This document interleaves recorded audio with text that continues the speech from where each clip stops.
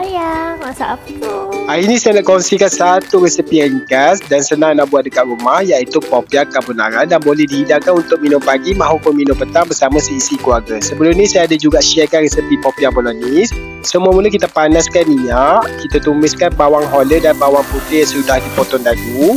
Tumiskan sampai kekuningan, masukkan daging ataupun ayam dan kita sambung tumis seketika. Masukkan carrot yang sudah dipotong dadu, cili merah, cendawan shiitake, sebut lada hitam, cili flake dan kita masakkan seketika sampai naik bau. Masukkan sos carbonara, perasakan dengan garam, cube pati ayam, air dan cendawan dan kita masakkan sampai kuah tu pekat. Masukkan cheddar cheese, dry parsley dan kita masakkan seketika sampai kuah dia sebati dan dapat tekstur yang tidak berapa cair sangat.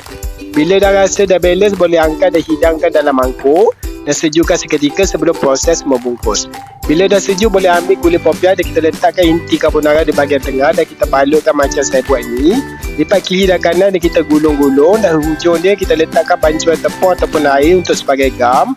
Dan siaplah popia kita. Lepas tu kita bolehlah repeat step ni sampailah habis. Dan siap balut semua, jangan terus goreng, bekukan dulu seketika. Barulah time goreng nanti dia tak pecah dan inti dia tak terkeluar. Gorengkan sampailah keperangan, jangan terlalu lama. Lepas tu kita boleh angkat dan siaplah popia carbonara kita. Makan tengah panas, cicah pula dengan white sauce ni yang rasa creamy memang terangkat. Untuk resepi white sauce ni ataupun simple tartar sauce ni, saya akan sharekan dalam video seterusnya.